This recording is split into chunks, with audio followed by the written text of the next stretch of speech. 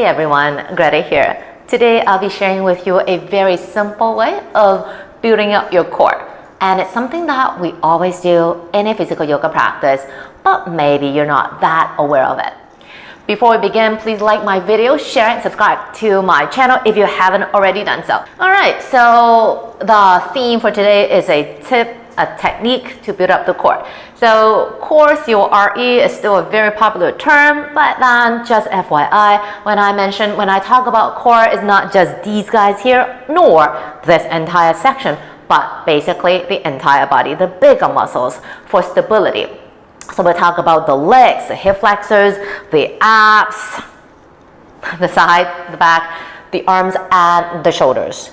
Okay, so we are going to find a way to strengthen and to bring more awareness of how we move and to build up that strength in the core. When we do a physical yoga practice, I'm sure that we've all come across this three-leg dog thing. So for those of us who are not very familiar with it, this is how it looks like. So from a down dog, we would just lift one leg up. And then either we would, there's a very popular movement where we draw the thigh into the belly and then up like that, and then stepping the foot in front and then coming to a standing shape. Most familiar would be a crescent lunge, a warrior one, maybe a warrior two. Now that movement, that is either you can do by momentum, just kind of swing the leg through, or you can use that to build up that awareness in the core. So it really depends on how you do it.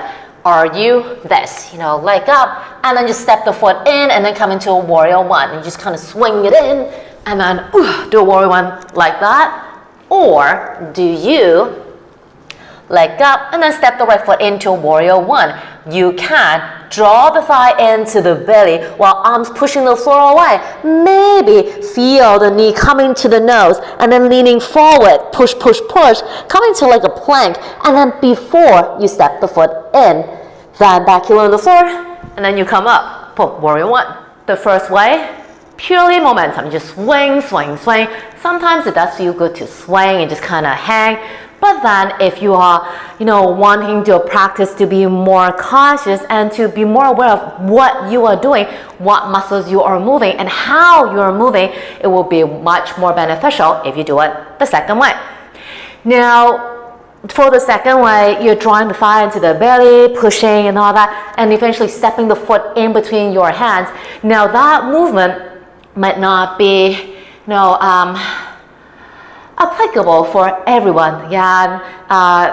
Aside from strength, you also have to take into account, the length, the shin bone, compared to the space from the chest to the floor. So if you have a very long shin bone, maybe you might not be to be able to step all the way through. However, what you still can do is go here, draw it in, feeling the heel to the butt. And if your shin bone is too long, or if strength-wise you're not there yet, don't worry, maybe step it in, and then maybe use your hand to bring it to that point where you want it to be, and then you come into a warrior one. There are actually a lot of ways to modify a practice, and modify the word is actually very generic. Doesn't have any particular meaning. It doesn't mean that you are modifying to something less or modifying to something more advanced, quote unquote. You simply, changing or editing the practice or the movement according to your own needs. So when you're practicing the next time, think every movement, every breath should be done with consciousness. That's how a practice could evolve to something with much more depth and in more dimensions. So that movement, that drawing in, as soon as you slow everything down, slowing everything down doesn't mean that you're slowing the speed down, but slowing down the thinking process. I could still do it fast. From a down dog, three-legged dog, step it in. And then that's, warrior one, or however shape that you want to transition into. But then, again, slowing down this, and not just go boom, boom, boom, like that. If you can slow down the thinking process, the mind, then the movement would have more time and space to be more thought out, clearer. That's it for my sharing for today. Do have a try and let me know how that works for you. It might be a little bit more energy consuming, but then for me, it's worth it. It's a fun way.